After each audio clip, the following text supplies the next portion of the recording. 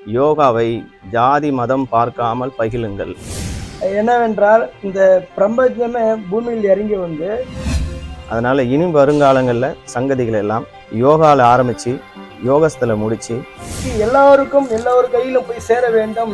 அதனால் இந்த ஜூன் 21 உலக யோகா தினத்தன்று சொர்க்கம் அடைய வேண்டும், ஞானம் அடைய வேண்டும். அப்படி என்றால் இந்த யோகா செய்ய வேண்டும், தியானம் செய்ய வேண்டும்.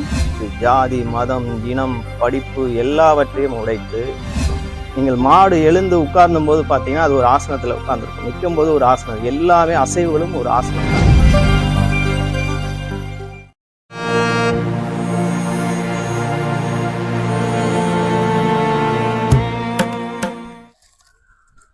நமது சித்த சமாஜ ஸ்தாபகர் சாமி சிவானந்த பரமஹம்சர் நிகழ்த்திய ஒரு நிகழ்வை நாம் இங்கு பதிவிடலாம் இருக்கிறோம். என்னவென்றால், ஒரு காலகட்டத்தில் யோகம் பயில வேண்டும் என்றால் இன்ன இனத்தினர் தான் பயில வேண்டும், இன்ன படிப்பு படித்தவர்கள் தான் பழக வேண்டும், இதை புரிந்து கொள்ள வேண்டும் என்றால் சில தகுதி வேண்டும் என்று நிர்ணயிக்கப்பட்டிருந்தது. ஆனால் சாமி சிவானந்த பரமஹம்சர் அவர்கள்தான் மனிதம் என்ற ஒரு தகுதி போதும் என்று எல்லாவற்றையும் உடைத்து, ஜாதி மதம் இனம் படிப்பு எல்லாவற்றையும் உடைத்து ஏக சகோதரத்துவாக ஆண் பெண் குழந்தைகள் அனைவரும் பகில வேண்டும் என்று பகிரங்கமாக பிரயத்தனை செய்து இதை உலகத்திற்கு எடுத்துட்டு வந்து எல்லார் மத்தியிலும் இதை சேர்த்தார்கள். இன்ன இனத்தினர்கள் தான் இதில் பகில வேண்டும், இப்படி தான் இதை பகில வேண்டும் அப்படி என்றெல்லாம் ஒரு கட்டமைப்பு வைத்திருந்தார்கள். அதையெல்லாம் உடைத்து, இல்லை அனைவரும் இதை பகில வேண்டும், இதை பெறுவதற்கு நமக்கு ஒழுக்கம்தான் தேவையோ தவிர ஜாதியோ மதமோ இனமோ தேவையில்லை என்று சாமி அழகாக இதை உடைத்து, யோகம் அப்படி என்றால் நீங்கள் யோகாசனம், அதாவது யோகம் வேறு யோகாசனம் வேறு ஞானம் வேறு. இந்த யோகாசனம் அப்படி என்பதென்றால் நீங்கள் உடலை நீங்கள் சுத்தப்படுத்திக் கொள்வது, இந்த உடலுக்குள்ள இயற்கங்களை உறுப்புகளை நீங்கள் அழகாக சுத்தப்படுத்திக் கொள்வது. ஏனால் உறுப்புகள் சுத்தமாக இருந்தால்தான் உள்ள இருக்கிற உணர்வுகளை உங்களால் உணர முடியும். உணர்வுகளை நீங்கள் உணர வேண்டும் என்றால் யோகாசனம் உங்களுக்கு ரொம்ப முக்கியமாக இருக்குது. யோகாசனத்தை கடந்தது தான் உணர்வு. அந்த உணர்வு என்பது தசையை கடந்தது. அப்போ தசை நீங்கள் ஆசனம் போடும்போது தசை பிடிப்போ இல்லை தசை அசைவுகளோ தசை கெட்டியாக இருப்பதோ இல்லை தசையில் ஏற்படுகிற தொந்தரவுகளால் நீங்கள் யோகத்துக்கு செல்ல முடியாது. அப்படி யோகத்துக்கு செல்ல வேண்டும் என்றால் யோகாசனத்தில் இருக்கிற பிரச்சனைகளை சரி செய்து கொள்ள வேண்டும். அந்த பிரச்சனைகளை சரி செய்து கொள்ள தான் இந்த யோகாசனம். இந்த யோகாசனம் எதற்கெல்லாம் பயன்படும் என்றால் உடலில் இருக்கிற அனைத்து உறுப்புகளுக்கும் தேவைப்படுகிறது. ஏனால் ஒவ்வொருவருக்கும் ஒவ்வொரு பிரச்சனை இருக்கு. அந்த பிரச்சனைகளை எல்லாத்தையும் உடைப்பது இந்த யோகாசனங்கள். யோகாசனத்தை கடந்தால் யோகம். யோகத்திற்கு நீங்கள் அமைதியாக உங்கள் உணர்வுகளை நீங்கள் கவனிக்க வேண்டும் என்றால் சுவாசத்தை பிடிக்க வேண்டும். சுவாசத்தை பிடித்தல் பின்னால் நீங்கள் யோகத்துக்கு ஞானத்துக்கு போக வேண்டும். இதுக்கு யோகாசனம் அப்படின்ற பேர். இது வெறும் ஆசனம் மட்டுமல்ல, உங்களுக்கு உடலும் ஒத்துழைப்பு. அதாவது ஒரு காலத்தில் நாம் பழமொழி எல்லாம் சொல்லிக்கொண்டே தான் இருப்போம், சுவர் இருந்தால் தான் சித்திரம் எழுத முடியும் என்று. அப்படி சுவர் என்பது இந்த பிண்டம். இந்த பிண்டத்தை நீங்கள் ஒழுங்காக வைத்து கொண்டால் மட்டுமே நீங்கள் யோகத்துக்குள் பயணிக்க முடியும். அப்படி பயணிக்கக்கூடிய விஷயம்தான் இந்த யோகாசனம். இந்த யோகாசனத்தை அடுத்து நாம் கடக்க போகிற விஷயங்களுக்கு இந்த உடல் ஒத்துழைப்பு கொடுக்க வேண்டும் என்றால் இந்த ஆசனங்கள் நாம் முறையாக பயின்று நம் உடலுக்கு எந்த ஆசனம் பொருத்தமாக உள்ளது என்று நாம் கவனிக்க வேண்டும். முதலில் எல்லா குருமார்களும் ஒவ்வொரு ஆசனங்களில் உட்கார்ந்திருப்பார். ஏனென்றால் இதுதான் முறையான ஆசனம்.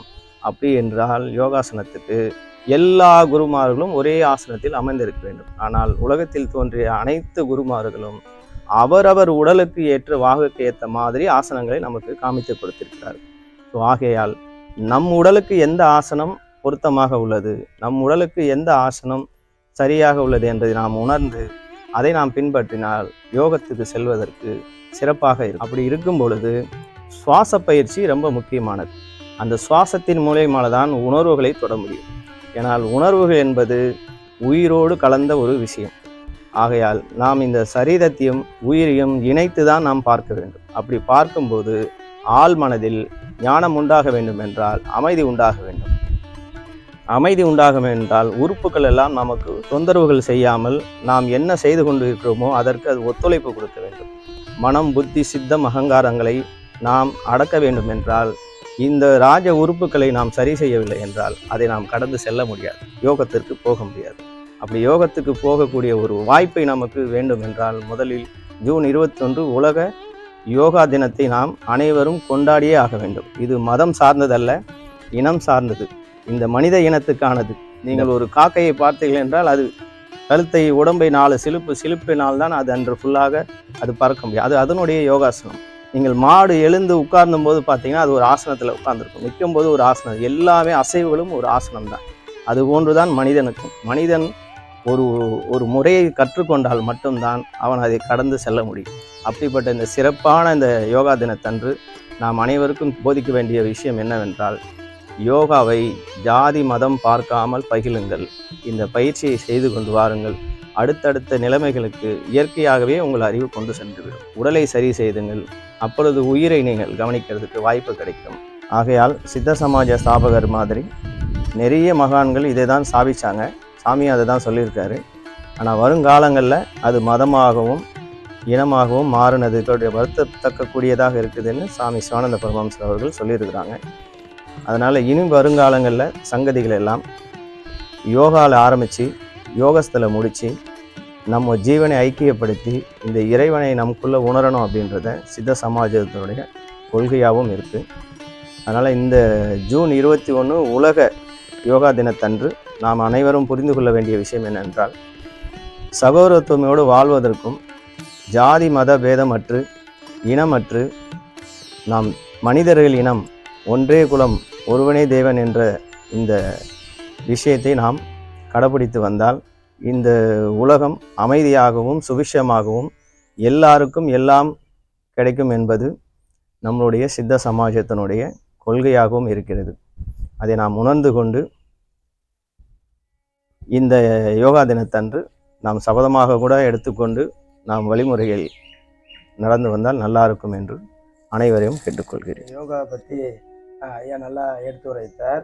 என்னவென்றால் இந்த பிரபஞ்சமே பூமியில் இறங்கி வந்து இந்த யோகா, இந்த தியானம், இந்த தவம், இந்த மூன்றுக்குமே வந்து ஐயா சொல்லியிருந்தார். ஒரு குறிப்பிட்ட நபர்கள் மட்டும் அதை குருகுலமாக மாற்றி வைத்திருந்தார்கள். அப்புறம் இந்த பிரபஞ்சமே இந்த பூமிக்கு மனித உடல் எடுத்து வெளியில் வந்து இந்த யோகாவும் இந்த தியானமும் இந்த தவமும் இந்த பூமிக்கு எல்லோரு கையிலும் போய் சேர வேண்டும் அப்படின்று எல்லாருக்குமே மனிதனாக பிறந்தவன் எல்லாருமே இதை கற்றுக்கொள்ள வேண்டும் அப்படின்றது அந்த பிரபஞ்சமே பூமியில் வந்து எல்லாருக்குமே இதை கொடுத்துருக்கு. இந்த டிவி பார்க்கின்ற எல்லா நேயர்களுமே எல்லோருமே அவரவர் உடம்பை அவரவர் சுத்தப்படுத்த வேண்டும், அவரவர் ஆன்மாவை அவரவர் சுத்தப்படுத்த வேண்டும், அவரவர் சொர்க்கம் அடைய வேண்டும், ஞானம் அடைய வேண்டும். அப்படி என்றால் இந்த யோகா செய்ய வேண்டும், தியானம் செய்ய வேண்டும், தவம் செய்ய வேண்டும். முதலில் ஒவ்வொன்றை நீங்கள் உங்கள் உடலை புரிஞ்சு கொண்டு உங்கள் பிணியிலிருந்து நீங்கள் வெளியில் வர வேண்டும். நீங்கள் இந்த யோகாவை எடுக்க வேண்டும், இந்த தியானத்தில் அமர வேண்டும், நீங்கள் ஞானத்துக்கு அடைய வேண்டும். இந்த டிவியின் வாயிலாக உங்கள் அனைவரும் நாங்கள் கேட்டுக்கொள்கிறோம். இன்றைய உலக யோகா தினத்தன்று கிராம பொதுமக்களும் கிராமத்திலிருந்து வந்திருக்கிற குழந்தைகளும் நமது சித்த வித்தியார்த்திகளும் அனைவரும் ஒத்துழைப்பு கொடுத்து மிக சிறப்பாக தியானம் செய்தும் யோகா பயின்று அனைவரையும் ஒற்றுமையாக இணைத்து நமக்கு வழிகாட்டிய யோகா மாஸ்டர் அண்ணா அவர்களுக்கும் இந்த டிவியின் சார்பாக பரசுராம அண்ணா அவர்கள் சார்பாகவும் ஆத்ம நமஸ்காரத்தை தெரிவித்து. நீங்கள் பெரிய வார்த்தை சொல்லிட்டீங்க ஐயா.